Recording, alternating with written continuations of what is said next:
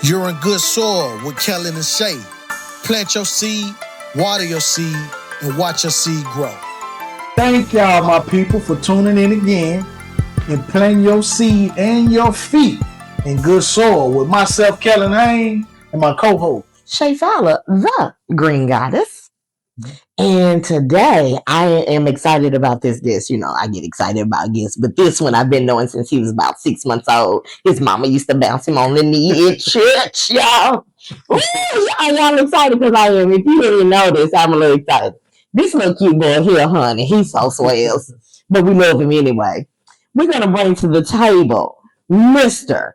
Watch this. Christopher Goodwin. What's up, my brother? How you doing? What's good? And speaking of, you've been knowing since you was 6. I'm trying to remember how far we go back. Do you remember? I don't. And I've been thinking about that since church the other day. So we go. Is it the YMCA? I was going there. Okay. Because I remember telling Shay, I used to go to school, Chris. But then I got to thinking further. We go back further than that. We go back. My daddy used to coach basketball at the YMCA. Wow. So that's when we first. And then Stacy is at Mount Zion. Mhm. And I met Stacy recently. Yeah. And she used to be teaching us at the YMCA. Yeah. That's crazy. Yeah. The world is about this big. Y'all can be thinking Nashville is this big. It's about this big. It's Yeah. about this big. Yeah, but Yes. we That's definitely went to crazy. school. What was it? Jolton? Jolton. Yeah. Jolton. Yeah. So, yeah. So you are one of the seeds of the Reverend Curtis Goodwin. Oh my God. If y'all didn't know, I was a member at the Watson Grove Missionary Baptist Church where Curtis Goodwin was the pastor. That's all. The rare back for me did it then at the corner of 1515 Horton. 1415. 1415 Horton Horton. Avenue. Yes. Okay. And that's when the church was popping and we had everybody singing. Bonnie. Well, Wilma. Michelle Vaughn. Don't mess up my good hair, y'all. Hold on. That was when it was real Southside. Yes. Yes, I loved me some Watson Grove. Still do. Yes. But it was nothing like 1980s and 90s of the Watson and the Grove. It was family. It was family. That's where I learned family. Yes. So, Mr. Goodwin, tell us what you're bringing us today. What's our topic today? Today is going to be about masking Ooh. and mental health. Well, turn the cameras off. I'm done. Okay. I learned how to mask real good at Watson Grove. Ooh. Ooh. Okay. Well, sip your You about to get tea. deep today. Mm. Sound like you about to get deep. We're about to go there. We're about to go there. Ooh. Okay. So, what you want us to know about masking and mental health? Before I go there, Okay. I think one of the things that's been very real for me is just about who are you? Mm. And that has been coming to me a lot this year. Mm. After dealing with depression, Mm-hmm. after dealing with losing a job. Mm. Oh, yeah. I know my mama don't want me to say that publicly, but sometimes you gotta say things publicly. Yeah. Part of healing. Mm-hmm. Being in a place where you lose yourself. Yeah. Something that keeps coming to me is, who are you? And I remember, having this thing where I was in class at American Baptist College. Shout out to ABC, Mm-hmm. HBCU. Mm-hmm. Yeah. The professor was starting his intro. You listening to the professor, you're trying to figure out, what are they going to be about, all this Yeah. stuff. He's just talking, introducing what the class going to be about. Right. And then he started looking around and he says, "So, who are you?" And he looks directly at me. Be like, okay. And for me, it was a moment where it's just like, okay, I'm always been on the defense. And we're going to get into a little bit about that. But Okay. I've always been on the defense because when you don't know who you are sometimes because you're trying to conform to how people want you to be, Yeah. people pleasing and doing all these things, Yeah. you're quick to respond. Thanks. And so I was quick to respond. I was like, yeah, I'm Chris. Say my name. Mm-hmm. And who is that? Ooh, that's deep. Taking you deep. Okay. Each moment took me deeper, and then I realized I didn't opened up a can of worms that I wasn't ready for. So at that moment, by the end of the class, I'm leaving defeated because I realized like I was trying to give a people pleasing response. Yeah. I was trying to give a response that I thought the professor wanted me to say. I Not thought a real response. not a real response. And Mhm. so here we are. That was probably 2012. Here we are, 2025, and Oof. I'm there again to the point where it's just like that was a pivotal moment for me. And even where I'm at today, applying again to finish my master's degree Mhm. at Colgate Divinity School, I wrote for about you. that experience. Okay. And therapy has taken me there. So I want to talk about what it means to mask, Mhm. what it means to know who you are, Okay. and how, as a man, because this is also mental health awareness for Black men. I'm gonna say it's Black men. I don't know. I think it's It's for men, period. But But please talk to the Black man because he has strongly with he swears. just about like how masking has continued to perpetuate us to be enslaved into places that causes our mental health to go down Right. and not up. And God has called us to be higher than what we are serving currently. So what is masking? Yes. So for me, I always like to say for me because I don't have no credential behind it. Right. So for me, masking is when you actually are in a place where you are able to present certain things in certain places where you're holding different perspectives and places, but you're hiding behind that mask.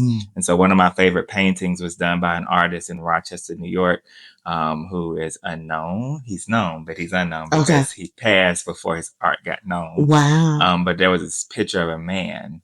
He had on a basketball cap, and with the basketball cap, there were different strings coming out, and each string had a different mask, and his head was held down, but the masks were held before. And oftentimes we present what we want to be presented, but nobody sees the man behind. Wow. And so that's what I like to see masking as, where we can present ourselves, whether that is for survival, survival because there's a Black man in a world that doesn't want you, or survival as a Black community that doesn't accept you, or whether it's a Black man who just doesn't know who he is. And so you present all these different personas or these different things that make you feel comfortable or safe in order to survive. So that's how I see masking in the context of what we're talking about today. Wow. Yeah. That's set back. I feel like I'm watching a TV show. Like, is he talking about me?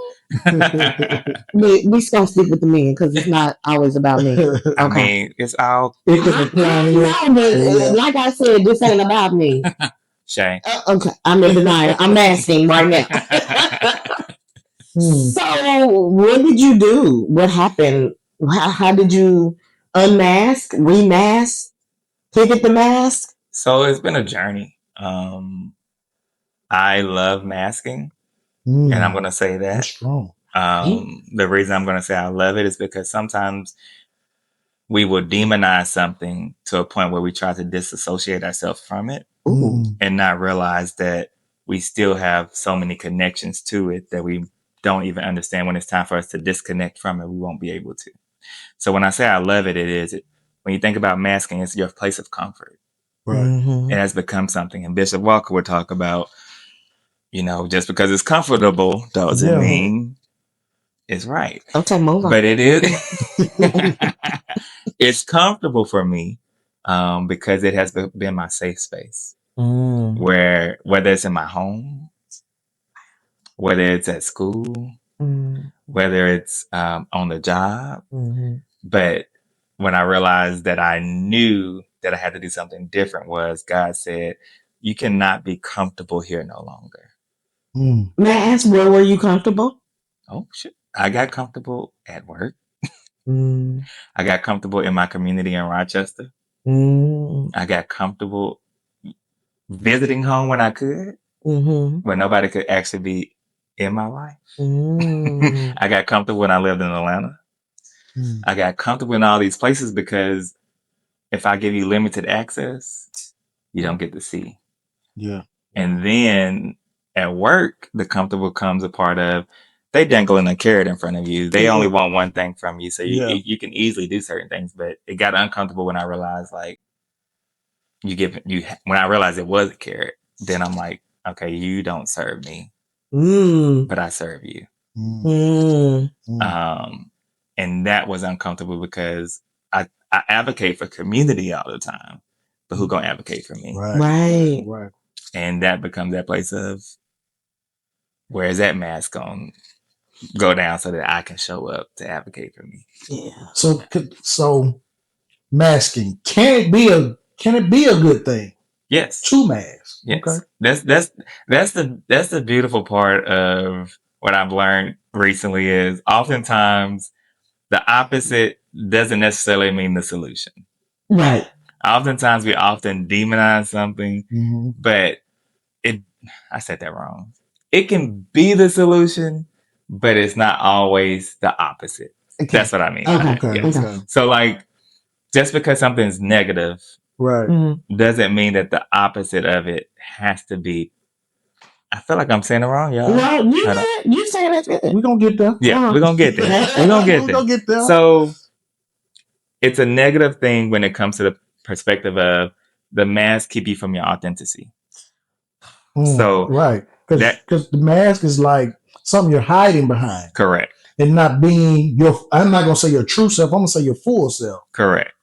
Yeah. So in that perspective, if you're not operating in the forefront of who you are, then you're not being yourself. Absolutely. Yeah. The positive side of that is when you're living in a world like today, it's very beneficial for you to do that. It's a place of protection. Yeah. Or it's a tool for protection. And sometimes that protection ain't even about yourself. That protection is about for somebody else. Because listen, tell you there, it's a part of me that you don't need to meet. Yeah, because they won't experience. Because that can hurt your feelings more than hurt your feelings. Okay. Yeah, I'm gonna be very blunt. In the world we're living in right now, if we really was to live in our truth and authenticity, our ancestors have set forth a place for us. Yeah, that is beyond how we're living right now. They're on borrowed time right now, and I hate to say this publicly on this podcast. I'm gonna put it like this: we're in a time where people disrespect who we are authentically. Yes, but if you look at how we're responding right now, we're not showing up to certain things when we're good because we've always been good. But that's based off of who we are and not who our parents' parents were. That's good. Or who our parents. Yeah. Some of our parents. See, I'm learning though that when we talk about our parents now, like some of these babies have baby parents. Yes. Like their parents are like in their 20s. Yes. Yeah. They don't have the full understanding of what we had. Yes. Because our parents were, like they showed up and sometimes they showed out. Like on spot. Yeah. And you'd be like, I don't know if this is good or bad, but okay, thank you for showing up. Yes. But they would show up for the causes and the necessities of what was needed at the time. Yes. Right. And a lot of us, we don't show up. We don't. And I will say I'm probably a part of that only because my daughter says to me, Mama, you do too much. But no, too much needs to be done in this moment. And I'm trying to show you how you be that community person to be best and better and show greatness and show others how to be that. Yes. That's the purpose that our parents were like they were then. The 80s, the 70s and 80s. But I feel like our parents wanted us to have better. Yes, so that's what I'm saying. So they sheltered us. They sheltered, but they showed up. They did. But how does that impact us today? It makes us a little weak. They taught us how to wear masks. They did. Because they taught us. Go along to get along. That's what they taught us. Not our generation, but our parents, because of what they had to go through with segregation, because I'm pretty sure all our parents came up in that time frame. Yes. Mm-hmm. They had to go through the segregation piece. Yes. And they had to experience something that today I don't think we would fully experience that because we got a little bit more bite in our generation than the younger generation. Yeah. Lord have mercy. They're the bite is big. yeah. So And sometimes wrong. And sometimes wrong. Okay. because sometimes they bite us. Yes. And because they don't understand history Facts. enough to appreciate. See, at least our generation, we do appreciate, even though sometimes we like, man, we got to change some things that our parents did. Right. We still appreciate all that they had to endure, right, to get to where things are now, right. Even though we don't agree with everything, right. We still, our generation, we learned about the Martin Luther Kings, the Malcolm X's, and my father and my mother probably saw family members get beat up and all the stuff that we learned about in school. Right. And they just don't want us to go through that, but they also want us to succeed. They saw that we had an opportunity to start becoming more than what they could ever imagine become. Or they did become, but it took way longer. Yeah. And now we just on a whole other level. We are, and that causes our mask to just be we have to kind of be like, man, I'm gonna put on this mask. And because put it like this. Right now, I believe the world sees Kellen. But if the world met Kel at this phase of my life, it'll be like, who? Like you, because you met me as Kellen. Yeah. You meet me as Kel, where it was. I would say that was more of a mask than it is now, really, because this is more of me. Right. I still got that. Go ahead. Well, I'm just saying, like, well, I guess I do got a mask on. Yeah. Because I'm trying to hide. It's kind of what you were saying a minute ago. That's that person you don't want to see. So I got to keep this part of me here. And I don't want you to see that so I can maneuver a certain way to be successful. Yeah. You know what I'm saying? That's true. But then the question of what is successful when it comes to who you really are. And then the other component I would have, I think our generation has messed up a little bit. Because when I think about the younger generation, they look to us. Yeah. And we have taken what our parents had given us. Mm-hmm. And it's supposed to be, they want us to have better, but we lost a component of certain things. And so I'm starting to look at the youth. And when I look at the youth, I hear the elders saying, they're not listening, they're not doing this. And then I'm experiencing them together. I'm like, they're not talking to each other. No. They're talking at each other. Yeah. And then we're supposed to be the bridge. Yeah. But we're not doing our part either because also talking at them. Yeah. But we've also the mask. So the mask that we do, if we're not being authentic, we're not connecting. In any shape, fashion, or form. That's right. And then I started thinking about education. Is it really still an education? Because the way this new person is trying to make education be. The new person doesn't exist in this conversation. The only reason why I say that is because I'm going back to civil rights. Okay, come on. When you think about civil rights, which they don't even deem necessary or anything, it made it worse in their eyes. Yeah, it made it worse for their agenda. Right. Yeah. But when you think about the civil rights, we educated ourselves. We had community. And so when I think about education, I started to think about something from the perspective of,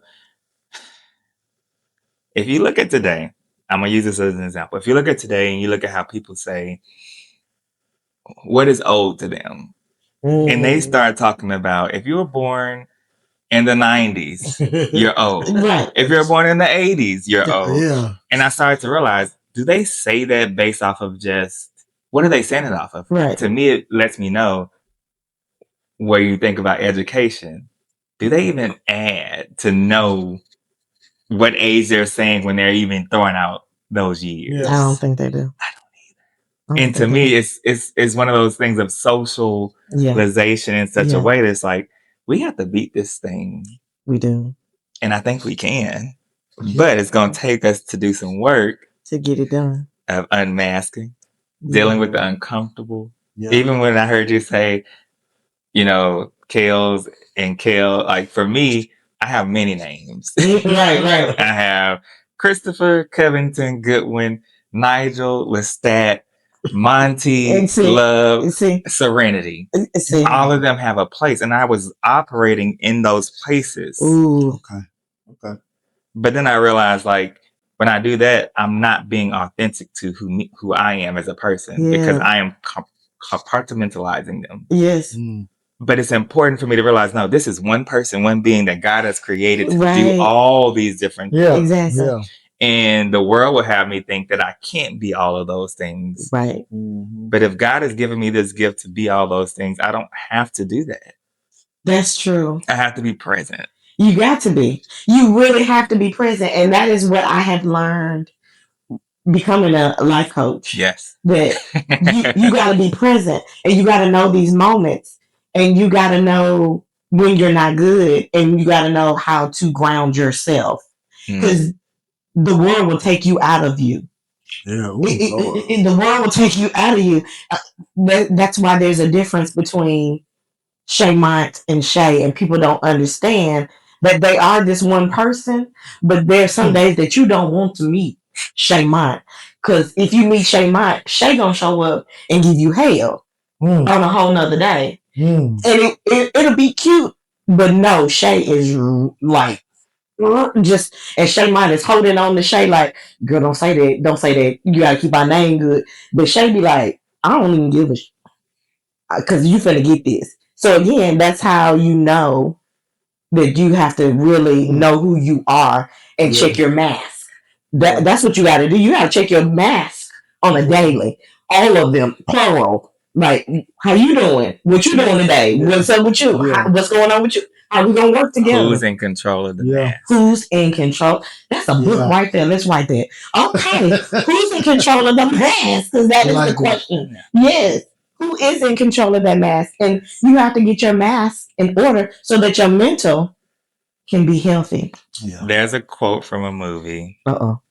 My phone over there, so I ain't gonna be able to tell it verbatim. Okay. But it's from V for Vendetta. Okay. And it says something along the lines of, when you are hiding behind a mask so long, sometimes you forget who is behind the mask. Yeah. And so many times, because we are going back to the plural, there are many different masks. Right. If you go behind these different masks, how long are you away from who you are authentically? Yeah. And then you forget that is who you are. Such a true statement. And who should be the one behind the mask to begin with? Number one, God. Right. And I don't come from the God from up, but the God from within. Yeah. And so when you're dealing from that perspective, you have to realize how much is the importance of who we are authentically is connected to the divine and who God is within us. And so even we talked about, Shay and Shay Mont, talking about Kel, my thing goes back to each of them are needed.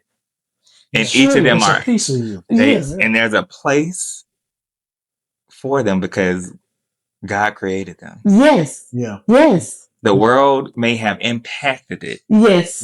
But God created them. Absolutely. And for a reason. Yes. Yeah. How you feed them is important. Yes. What you feed them is very important. Yes. Don't just educate one part of yourself. Because it determines how each one of them show up and function in the world. Yeah. So true. So true. That's good. Clock that thing. Yeah, I think for me, just speaking on that, like as I speak about Kel and Kellen, now there's a balance. When I need to be Kel, I know how to keep Kel at a place where it's like, oh, okay, you got that to him. But the Kellen is who you see. It's me every day. Like this is the person who I am. The helping, the giving, the love. Yes. That's been Kellen even before I knew it was a difference between the two. Right. KL gives that I ain't gonna say aggression, but KL is more nonchalant, I should say. Okay. Yeah. More nonchalant. More Yeah. Well, nah. I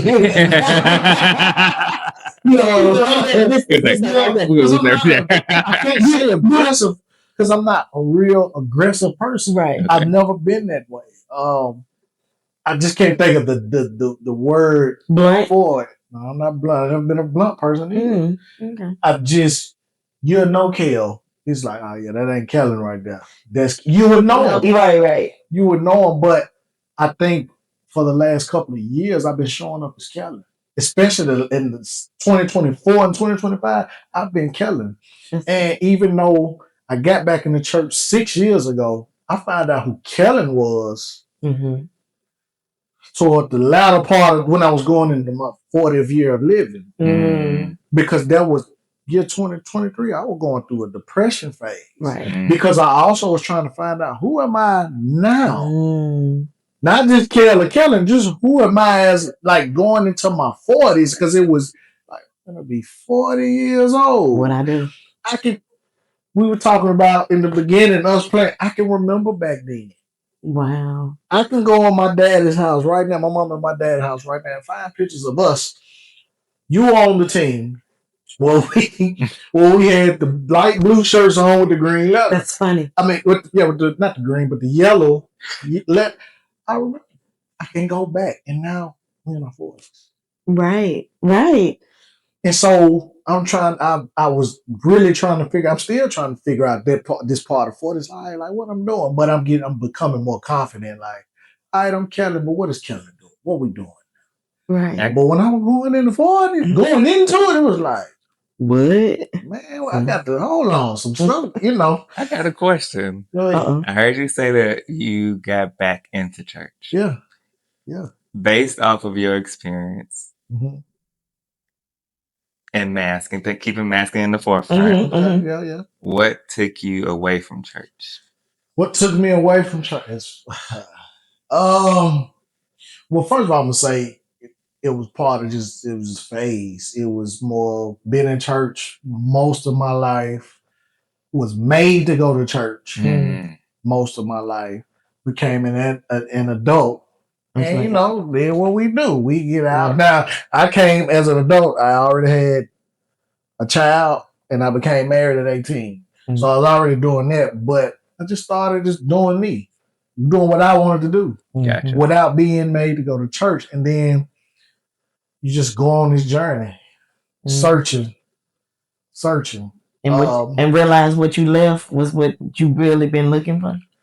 Found out like this is what I need. But God will use what you've been searching and bring later on and show you where you need to be. But I had to let you go through. Yes. Just to see, because when people make you do something, you're not doing it because you want to. So you don't get the full experience of God. Yeah. You just don't. Or I didn't. I'm gonna say I did. I didn't get the full. I was searching for God in other places. Right. Whether it was music, whether it was my homeboys, whether it was another I ain't gonna say religion, but another spiritual practice. All of that. And ultimately I'm back. And sometimes he just lets you go out there. It's a free will. He's like, I give you free will. Yeah. You have 15 masks. Yeah. You eventually will be back, but go on. Let's see what you can do, because you figure out that you can do it better than I can. Yeah. So go on, do what you do. Part of me not doing music up until recently was because I got back in church, and a lot of the crowd that I had around me had started to go do their own thing. And I was starting to get in the space of being more to myself. And I wasn't at demand. My phone wasn't ringing off the hook. Right. Bro, can you do this? Bro, I need this. Bro. Right. Daddy, baby. Right. Well, I was single this time. But still, I wasn't at every beck and call. Just mainly for my children, but it wasn't my children. It wasn't my homeboys. It wasn't my mama. It wasn't my daddy. It wasn't my wife. It was becoming to be more of just me. So I'll go back to what Chris said, is that you were learning to control the mask. I guess. I don't even know at that time, because looking back on it, I guess I don't even know if I was learning to control. I think I was learning to come from up under it Mm. Ooh, that's even better. without even knowing that's what I was doing. I think Right. God was like, all right, it's time. He was slowly moving me to who I've been called to be. Yes. And I was starting to come from up under it.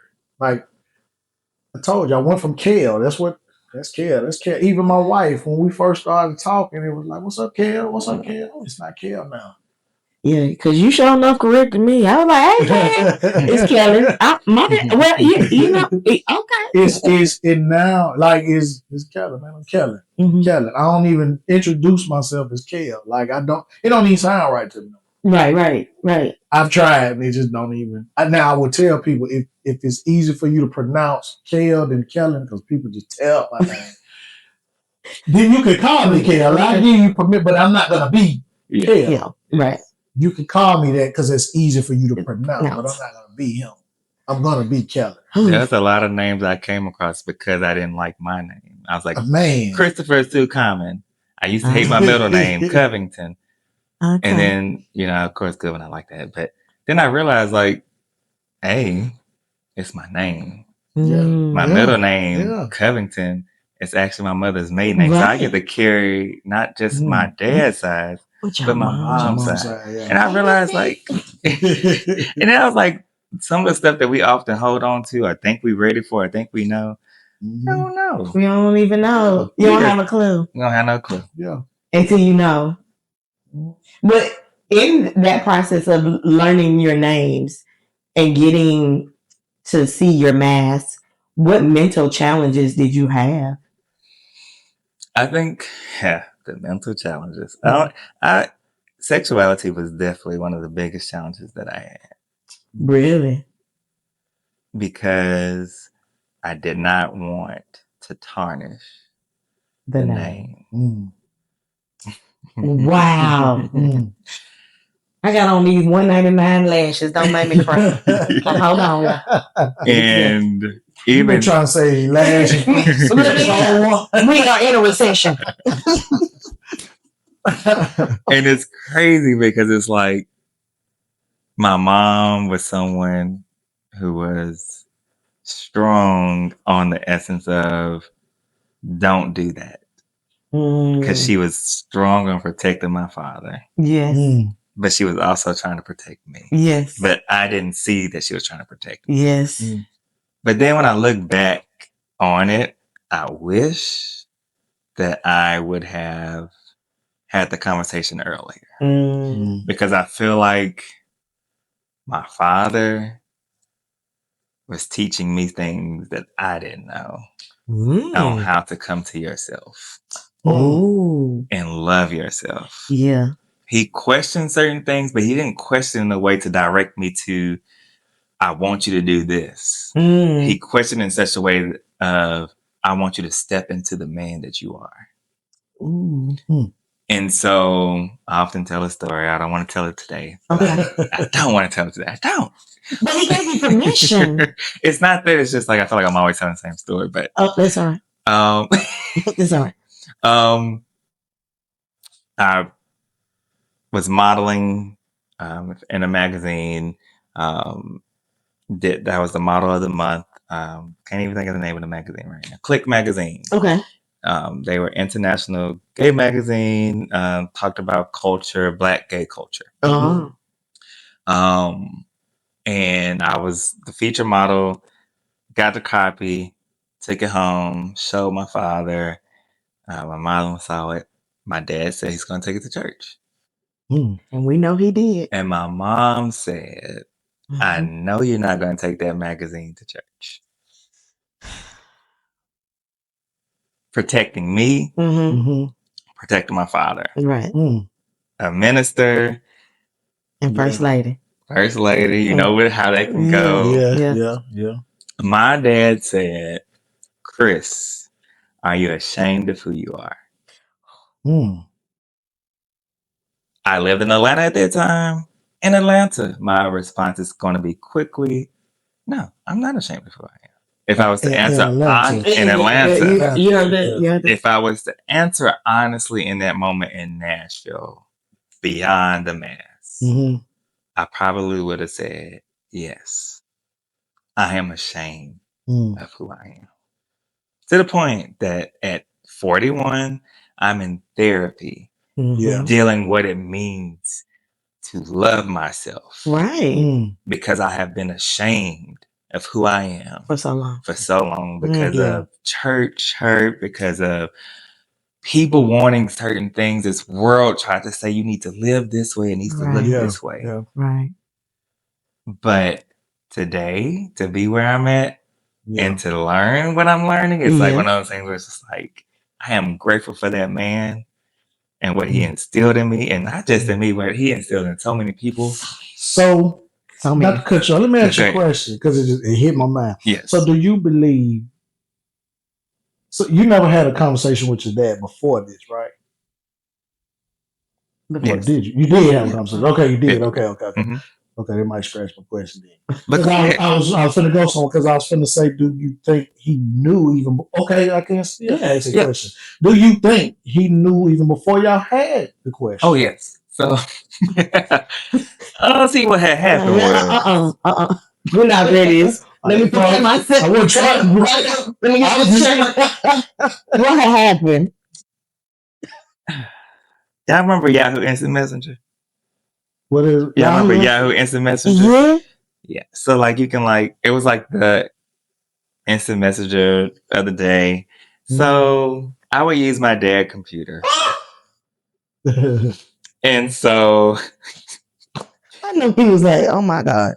It automatically would sign on when he opened his computer. Okay. So when I had signed in using his computer, he would get on there and people were chatting with him thinking it was me. And that's how he found out. But he never said anything to me. Oh. I didn't come home. I was living in Atlanta and I came home to tell him because at that time I was engaged to my ex-fiance now. Mateo, hey. And he said, I already know. And he told me how he knew. He asked me certain questions just to ensure. And the questions were not anything that just wasn't like he really approached it in such a way that was just like, I felt like I was talking to somebody who can deal with it. And who cared about me. Yeah. Not about what he wanted. He let me know what he wanted. Yeah. I want me a granddaughter. Well, of course. Yes. And grateful. Hi, Chloe. Yeah, right. He got his granddaughter, even though, in the ancestor life, he got it, but he still had his granddaughter. But I realized that. You have a daughter? You have a daughter? I have a trans daughter, yes. Oh, okay. But my brother has a daughter, so I'm saying he had his daughter that way. Okay. But I what I respect the most about our conversation was he asked me questions that pushed me to a certain place, and it also made me think. And he was just like, if you do this, you're not going to get invited to preach here. You're not going to be able to do this here. Yeah. And I said, Dad, I hear you, but that would be like asking Martin Luther King to say he's not black. It's like we all have a purpose and a calling where God is calling us to. Mm-hmm. And when I look at Jesus's life and what Jesus was doing, he would not be conforming to a lot of things that some of these churches are doing. Mm-hmm. He would be the rebel that Jesus was. Mm-hmm. He would be speaking against the political leaders. He would be with the trans sisters and brothers. And he would be doing all this different things that people were like, this is why we need to go and put him on the cross. Mm-hmm. And so I told my dad that, and he was just like, okay, I get it. So I was grateful for him being the man that he was. He let me know what I was going to deal with. Right.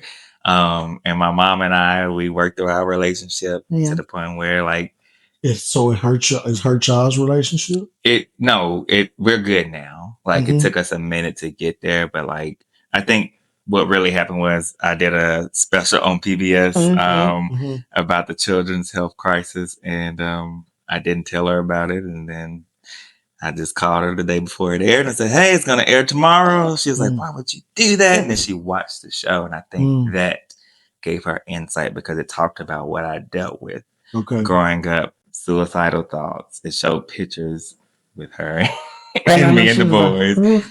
And it talked about like just feeling like I had nobody that I can talk to, even my Mm. friends in school.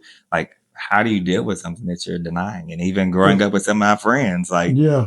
I didn't know how to talk about that. Especially in our time, because growing up in our time, especially on back, it wasn't cool, popular. It wasn't a big community like it is now. right. Or I'm gonna say this: it wasn't a protect, because what I've noticed, it's more of a protective community Yes. now. Yes. If it's not that you're standing just by yourself, like you got somewhere you can go. You have friends that, you know what I'm saying. Yeah. Back then, it was like the Yeah. mass was big Yeah. for anybody Yeah. at that point, because it just and so I can understand that. Yeah. I can understand that. That's crazy. Yeah, Because that if we do go back and look, that wasn't the time. no, what? It was very hard. It was very different. And now it's so, I got you. Even if it's a straight person, I got you. Yeah. What we need to do. I- But then you couldn't get that. I think respect now. We're learning how to respect everyone Yes. in their choices, and it's like, if it's your choice, that's your Your choice. Regardless of how I feel about Yeah. it. Even if I don't agree with it, it's your choice. It's your choice. Please feel free to roam the cabin, you know? Yeah, yeah. I will say this. I think we were there. It was very on the iceberg. We were on the tip. We were there, but I feel like this new generation came through. This new administration came through. Yeah. And we have went backwards to the point where there are black people who don't like black people. Right. There are black people who don't like certain things. Like, we're doing like a whole lot. Yeah, we back in 1919 at this point, I feel. Well, we have taken some steps back, but I believe also where we are, we've gotten so far. We ain't nowhere close to where we need or want to be, but we've gotten so far ahead that the couple steps backwards, we're not too far from getting back to progress. Okay. It might take a few more years. Yeah. 30 to be exact. Because the world is not going to survive if we keep doing this. Well, I'm going to say without love. Yeah. And I think where a lot of people are, even the people that is for the administration or were for the administration, they're starting to say, like, man, this ain't right. It's taking a toll on everybody. Everybody and everything. Yeah. So, and people just are starting to like, man, I just want to live my life again. Like, why do we have to live a life where we don't know what in the world is going to happen? Not just in any community, whether it's the black community, whether it's the gay community, whether it's the white community. It's like everybody like, man, I just want to live life. I want to live life without worrying about, are these people going to come over here and attack me because of who I am? Right. So true. But the question I'm going to have to you about the love component. What happens when you're loving from a mask and not from authenticity? What happens when love is something that, I mean, I do premarital life coaching. I do life after I do all these different things where people don't know how to love. Right. Yeah. People don't know how to love themselves. True. Yeah. So when you say that, I love your optimistic views because I need that in my life right now because it's been hard. But we really have to teach ourselves what love really is and what it looks like. Right. Because I feel like we're in a time where love is looked at upon TikTok, Instagram, and social media. And I would say we're not looking at love because my especially now, my example of love is patient, kind, all, you know, even if I don't say it's in the Bible, to me, that is love. Right. Because I have to be patient with my wife, whether I'm in Christ or not. If I wanted to succeed, Yes. I had to be kind to others if I don't want chaos. Right. I mean, to me, that's love. Now, you have unconditional and then you have conditional. Mm-hmm. That's the thing. I just believe in moving with unconditional love. Yeah. That's it. Because the word does say you should love thy neighbor as you love yourself. Yeah. And that's the only way that you can get through all the masking. Yeah. When you don't love yourself or love your neighbor, what are your masks doing? What are you doing to yourself mentally? Where are you taking yourself? Are you creating a new mask? But you just talked about, even that statement says something, because a lot of those masks were created because you didn't love yourself. I'm not going to say that's the only thing, because there are people who we created masks for survival too. Right. But in some of those you do create because you didn't love yourself. Yeah. And I feel like that's where Shay really was created. When I didn't love myself, I was going through a divorce. I was in a rocky relationship, and Shay Maya could not figure it out. She could not. She was in the hole. She was like, girl, I ain't got nothing for you. I don't know what you're going to do, but you're going to need to figure this out because I'm going to be in here doing my own thing. Yeah. And one day, Shay just said, okay, I'm here. What we need to do because we about sick of this. And he was like, oh, is it you? Yeah, it's me. What? Let's do this. I was like, well, put her on and let's go. So I get that. And that's where Shay was created. And I get offended when there are some people who think they know me, call me Shay Mine. Do not. That is not for you. Shay Mine was not created for you.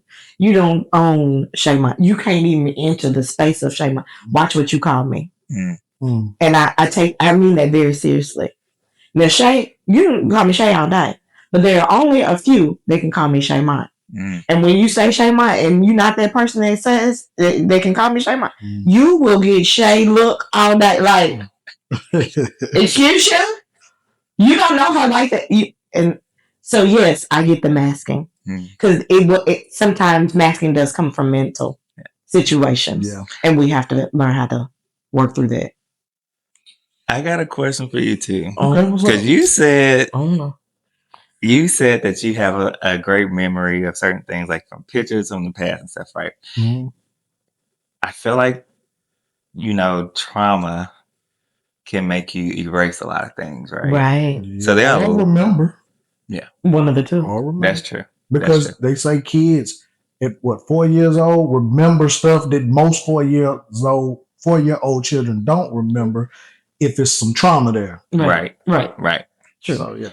So my question is, just based off of your experience of what you remember, and the reason I asked this because me and Shay talked a little bit about this, about masculinity and femininity. And I feel like for me, masking, that there's a mask that comes in for that. Like even when I order food, when I go to the drive-thru, I'll be talking how I'm talking now. Then when I get to the drive-thru, I'm gonna be like, yeah, can I get number one? That came from every time I go, because every time I go, it's like, yes, ma'am, if I talk in this voice. Right. And then I started hating my voice. Then I realized, like in community, like, and when I'm around people playing sports or when I'm doing certain things, like, I'm going to try to be more of a certain thing to try to fit in. So my question for you is, if you can remember, I mean, I was trying to stay away from this, Chris, but I'm glad you. I know where you're going. I just want to know if you can remember, like, what are your thoughts like around,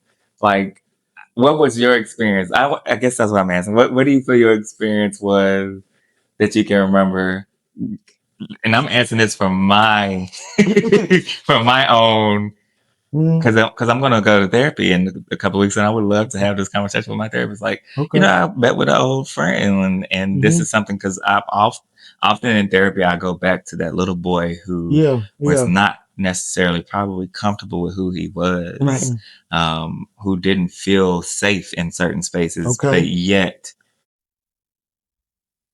I've always been a people person. I've always loved people. But one of the biggest things, I have a straight male therapist for the first time, and I'm grateful for that, because he is calling me to the forefront where he's, Okay. because I'm not comfortable talking to straight men sometimes. So you're getting in an uncomfortable space. Correct. Yeah. So I question, because you have memory.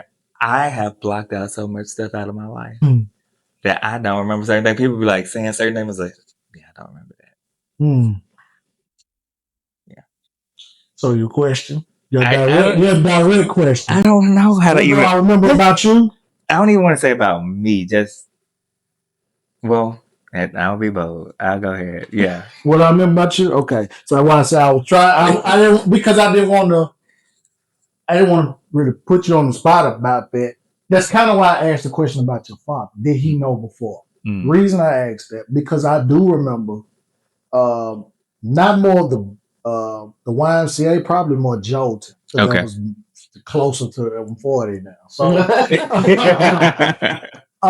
but I'll be honest with you, I do remember back then being able to so-called see signs. Yeah.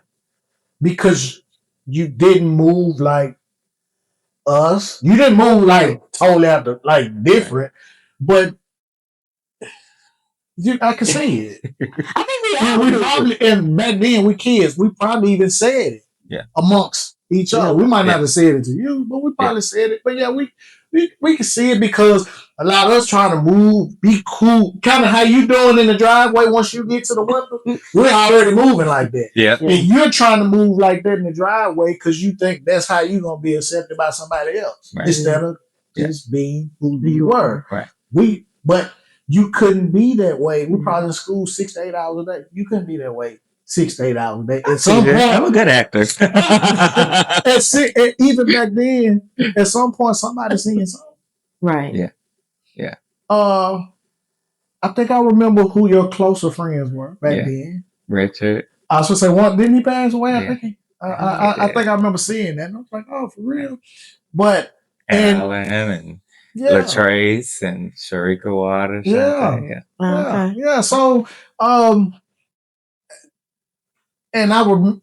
not that it was anything wrong. It just, you kind of see patterns. Yeah. And even going into high school, because y'all ended up going to White Creek. I ended up going to Hunter's Lane. Sorry. I'm sorry about that. I'm sorry. But and me just not taking the spotlight solely off of you and just putting it on, just taking it back in time. Me and my wife talk about this because she went to Hunter's Lane. That's why I met her. And we look back and we sweethearts. Dang, love it. Somewhat. Yeah, somewhat. Okay. Yeah. Okay. Yeah. But that's a whole nother story. Can't wait to the interview.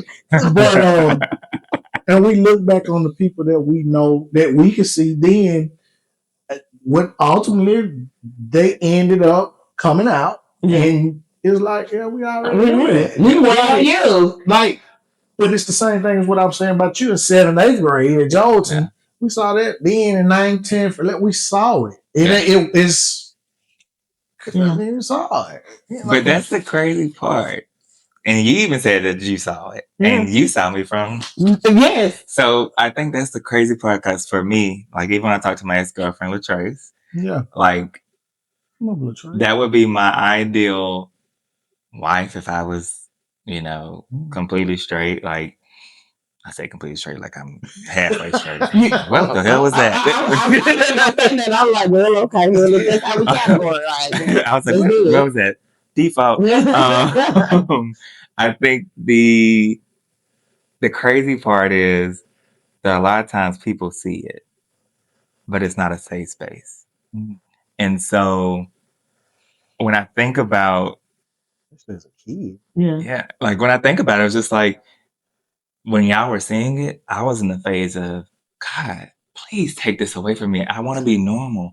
Take, like, reading the Bible and feel like I'm a sin. Take this out of me, Lord. That's not what you were talking about. And literally, there was a song by, I think it was Kirk Franklin. He'll take the pain away. Yeah. Take this pain away. I don't want this. Right. Get this out of me. Right. Yeah. Like, that's what my prayer was for so long. And I think back to, like, even when you're saying you see it, I felt it, but I didn't act on it. So for me, it was just like, here I am. And I told Latrace this. I said, it's crazy because a large part of me took forever to even do it because I hadn't done it for so long. I didn't want nobody to say, "Yeah, I told you," or "I already knew." And for me, it was like, "What did you know?" Because I wasn't acting and I wasn't doing it, but at the same time, it's who you are. It's who you are. Your natural self. Yeah. Like that's who. Yeah, and I think today kids in school, I think they might have it a little easier than you because it's becoming normal. Used to. Yeah. You gotta keep in mind the administration we talk about. If you talk about being black, it's an issue. If you talk about being queer, it's an issue. Well, yeah. We're talking about erasing all of it. All of like pride parades, all that stuff is going out the window. Yeah. Well, I'm gonna say this too. Just like if you try to do certain stuff with black folks, we're not going on. Yeah. I believe that for the gay community too. Mm-hmm.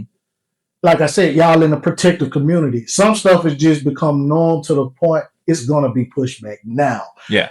When in early 2000s, when we were in high school and junior high, it wasn't no pushback. It just like, oh, that's what it is. Well, I guess we got. Then guess what you have to do? You got to go back up under this mask. Yes.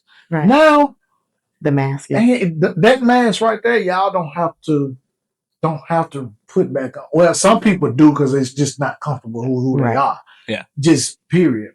But we've already moved forward. That's what I was saying about the steps we took backwards. We've already moved forward in such a way that you can try to take whatever on paper. Yeah. But people are who they are. Yeah. And it's not going to be as easy as just people just sitting there taking it. No, it's going to be pushed back.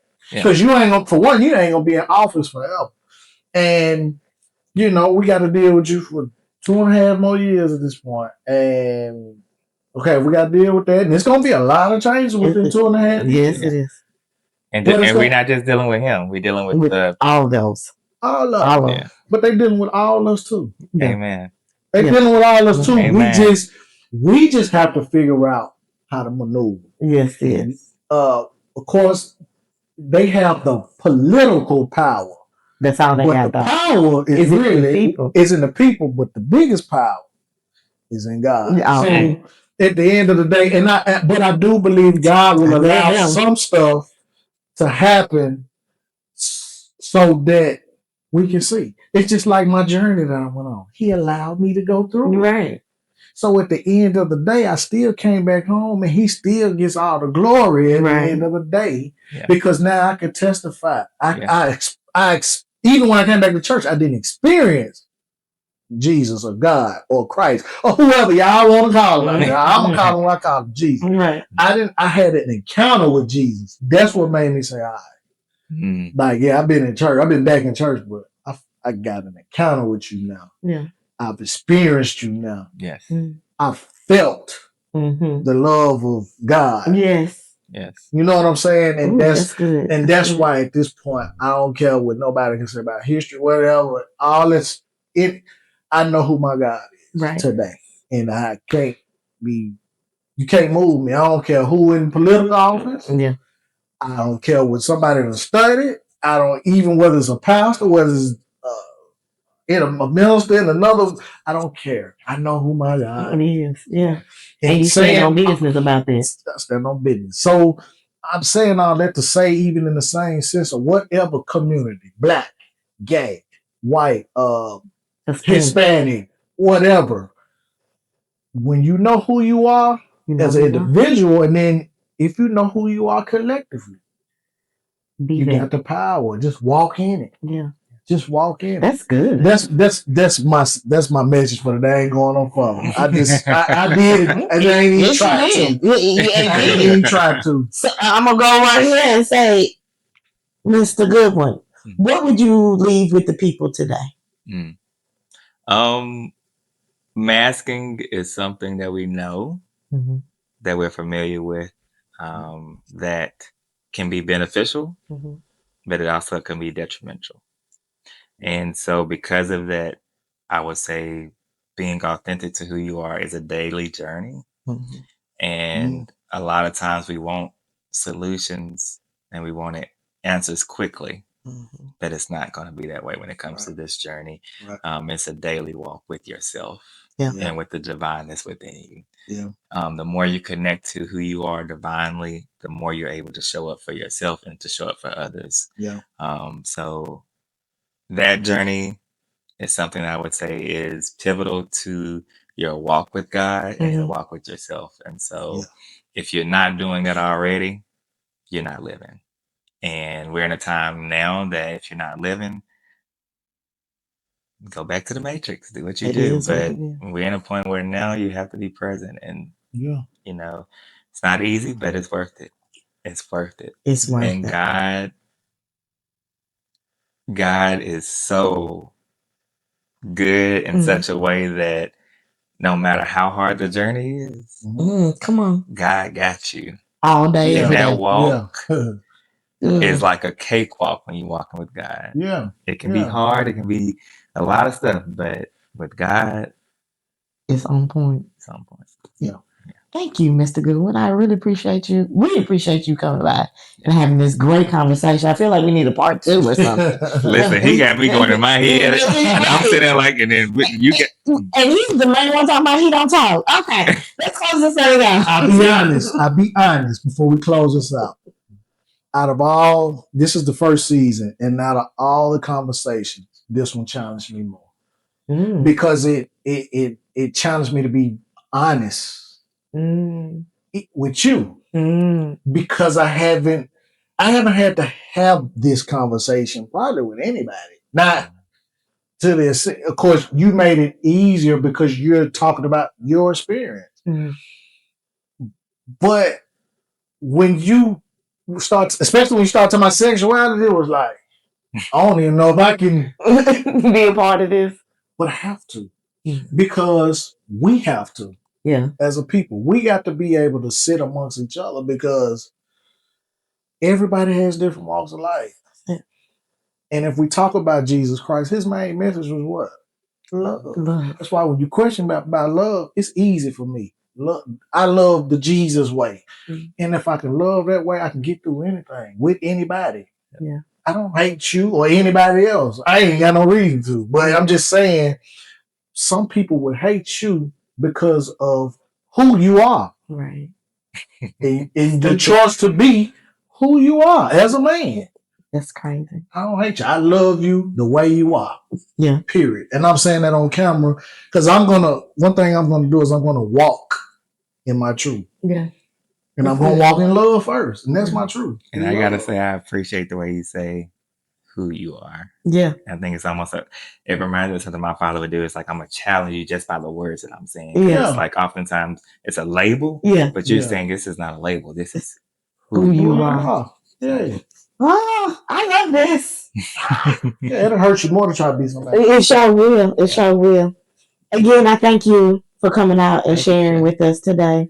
You know I love you regardless of whatever and whenever and whoever. Yeah. And you know I'm going to be on the SmackDown if they come for you. You better call me because Shay will show up. And Shay might be like this. You're going to get him. But you know, I'm here for you. Thank you. Thank you. Yeah, thank you, man. One more message really quick. Make sure that y'all are prepping, making sure that you have at least your food pantry looking in a good way, being sure that no matter what is going on in the world that we got each other, but what does that really mean and what does that look like? So ensuring that you're stocked up for yourself, but also being able to help people who may be in need as well. Because we don't know what's going to happen in this government. That's all. That's good. Thank you. Hey, it's your girl, Shay Fowler, the Green Goddess. This has been an amazing conversation. I have really enjoyed it. I have so many thoughts in my head, but there's one thought. There's a song that Maverick City sings, Jireh. You are enough. You are more than enough. God, if he can give it to the lilies, he can give it to you. If he can give it to the eagles that fly high, he can give it to you. You do not have to be a buzzard or a chicken. You can be the eagle as well. I'm your girl, Shay Fowler, on In Good Soil with my boy, Kellen Haynes. And I appreciate y'all for planting your feet things. I always switch those around, but just understand, you plant your feet in your seed in good soil with myself, Kellen Hayes, and my co-host, Shay Fowler, the Green Goddess. This was the In Good Soil Podcast. I love y'all. Peace. Push. Until next time.